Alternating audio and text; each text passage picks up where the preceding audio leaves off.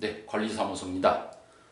이번에는 난방하는 방법, 어떻게 보면 골고루 경제적으로 열을 최대한 잘 활용할 수 있는 방법을 알아보도록 하겠습니다. 잘 난방이 안 되는데 그나마 잘 안 되는 난방을 골고루 열을 분산시켜서 특히 불만이 안방과 거실이 거의 냉바닥이다 라는 민원을 가장 많이 받습니다. 자, 그래서 그걸 어떻게 대처하는 방법을 알아보도록 하겠습니다. 자, 먼저 요거는 실제 우리 아파트의 배관도입니다. 난방 배관인데 이거 하나하나 선이 난방 배관입니다. 자, 요거 개요를 설명드리면은 요게 이제 복도입니다. 이쪽이 복도고요. 여기 이제 벽이고 여기 현관 들어옵니다. 현관 들어오면은 들어와서 여기 현관 방 있고 이쪽에 이제 거실, 주방, 중간방, 안방, 화장실 이렇게 되어 있습니다. 대충 물론 이제 세대마다 조금씩 다를 수는 있습니다만 개괄적으로 한번 알아본 거고 실제 우리 이제 실제 도면입니다.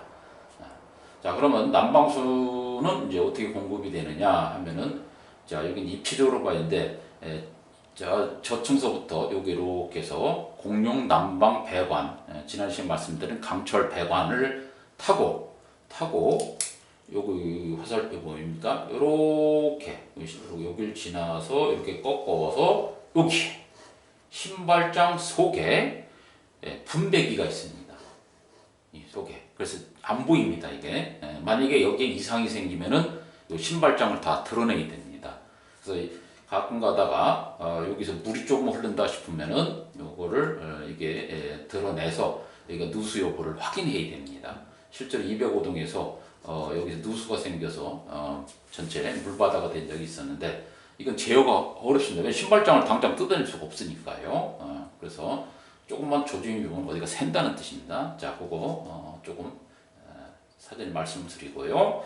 자, 여기 이제 속에 분배기이기 때문에 여기는 저희가 신발장을 드러내지 않는 밸브 조정을 할 수가 없습니다.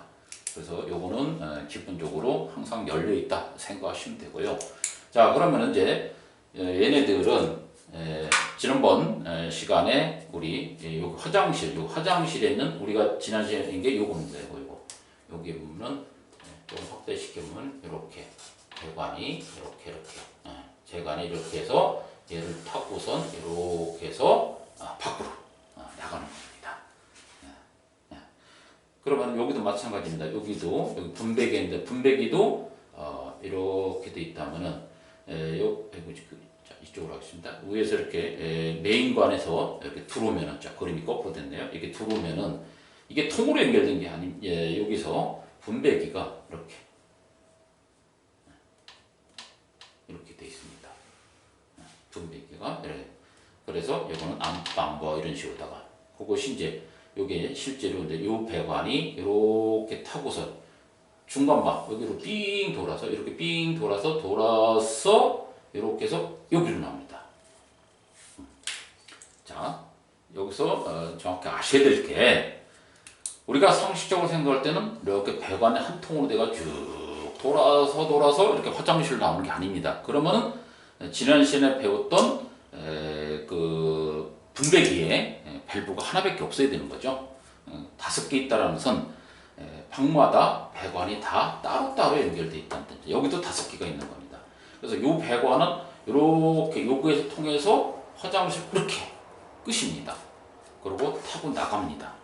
그 다음에 요거 현관방 요거에서 이렇게 타고 빙 돌아서 이렇게 해서 이 퇴수구를 통해서 또 이렇게 나갑니다.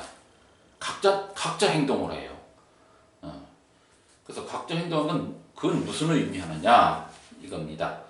바로 배관 길이, 즉 난방 배관이고 난방 실제 배관입니다. 이게 배관 길이가 요 중간방을 보시면은 이렇게 갔다가 여기서 빙그를 돌고 이렇게 해서 이렇게 됐습니다. 굉장히 거리가 짧아요. 그런데 비해서 안방이나 거실, 안방을 쭉 타고서 이렇게 해서 한 바퀴 빙 돌고 이렇게 해서 이렇게 화장실로 나가는 겁니다. 거실도 마찬가지로 배관 길이가 굉장히 깁니다. 왜? 방이 넓을수록 당연히 배관 길이가 깁니다. 요거는 한 라인이에요. 이렇게. 그래서 되돌아서 이렇게 나갑니다. 그래서 이게 5개죠. 하나, 둘, 셋, 넷, 5개. 5개 방에서 배관이 각자 연결되어 있습니다. 자, 그러다 보니까 방마다 여기는 방이 따뜻한 데 비해서 안방과 거실은 냉골이다 이런 민원이 상당히 많이 들어옵니다. 그런 이유가 바로 뭐냐면은 배관이 짧다 보니까 당연히 물이 빨리빨리 흘러갑니다.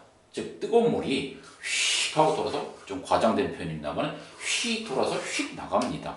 계속 공급이 되니까 이 작은 방은 배관이 짧다 보니까 뜨거운 물이 금방 순환을 하고, 그리고 요것만 얘는 데피면 돼요. 그러니까 뜨거운 물이 그냥 나가버리는 거죠.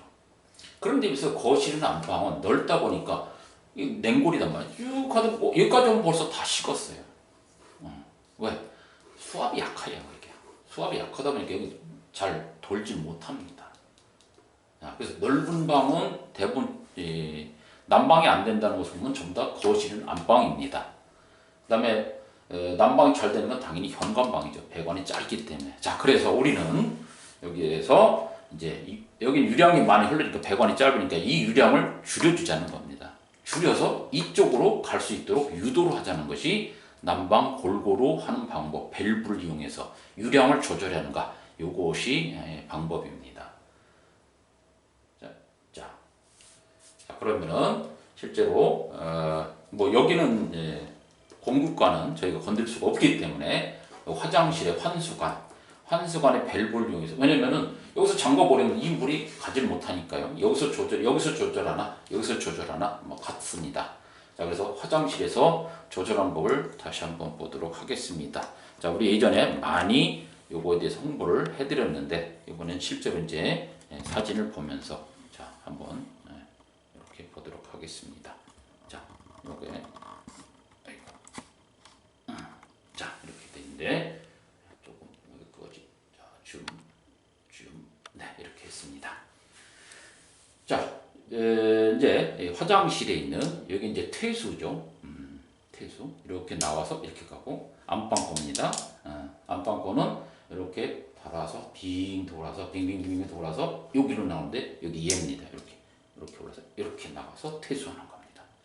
자, 요게 이제 거실이네요. 거실 여기로 걸어서 딩딩딩 그다음에 이렇게 해서 여기로 슉 올라서 이렇게 나갑니다. 자, 그러면은 아까 말씀드린 대로 여기 안방 거실은 배관이 길어요. 그러니까 유량을 최대로 늘려줘야 되겠죠. 그래서 일자로 배관과 같은 방법으로 이게 잠기는 겁니다. 이렇게 100% 여는 겁니다. 이것도 열어줘요. 자, 그 다음에 요게 저희 집 여기는 현관방이기 때문에 현관방은 굉장히 뜨겁습니다. 그래서 얘는 최대한 잠궈주세요. 이건 100% 열은 거죠. 최대한 살짝만 10%만 열어주시면 됩니다. 그 다음에 나머지는 이제 중간이기 때문에 그냥 밸브도 이렇게 한 45도로 중간을 해주시면은 어느 정도 좀 여기는 열을 이쪽으로 분산시키는 효과가 발생할 수 있습니다. 자, 그런데 이건 일반적인 거요. 또 집마다 조금씩 특성이 달라요. 그래서 두 번째 방법은 이게 좀 더 정확할 수도 있을런지 모르겠습니다. 자, 두 번째 방법은 실제로 요거를 한번 손으로 자, 여기 있을 때 당연히 찬 거와 이렇게 만지면 이 가운데 방은 이 배관이 다른 거에 비해서 뜨거울 겁니다. 그 뜨거운 거는 그만큼 난방수가 많이 지는 유량이 많다는 얘기인데, 따라서 이거를 최대한 잠궈주는 겁니다. 최대한 완전 잠그면 이제 안 되겠죠. 한 10% 정도 선만 이렇게 해주면 됩니다. 이거 제일 뜨겁다. 그러면 이제 얘를 최대한 잠궈주시면 되는 거죠. 그러니까 결론은 이겁니다. 찬 거는 100% 열어주시고, 뜨거운 거는 10%만 열어주시고, 나머지는 적당 중간 정도 조절을 하시면 돼요. 단 이거 주의하실 때 이제 주의할 건 뭐냐면은 우리 집은 다 찬데 이런 경우가 있습니다. 그럼 이런 거 하시기 직전에는 난방을 최대한 틀어주세요. 그래야지 어느 게 뜨겁고 어느 게 차갑다는 걸 우리가 구분할 수가 있습니다. 그렇기 때문에 처음에 이걸 하시기 전에는 난방을 뭐 한두 시간 정도 이렇게 최대한 난방을 하신 다음에 그 다음에 밑에 배관을 만져보고서 이게 다 플라스틱이기 때문에 배관을 만져서 뜨거운 배관은 잠가주시고 차가운 건 열어주시면 됩니다. 그러면은 그나마 좀 열악한 환경 속에서 열을 좀 분산시켜서 특히 안방 거실에 좀 열을 좀 공급할 수 있는 여력이 좀 있지 않을까라는 생각이 들어봅니다.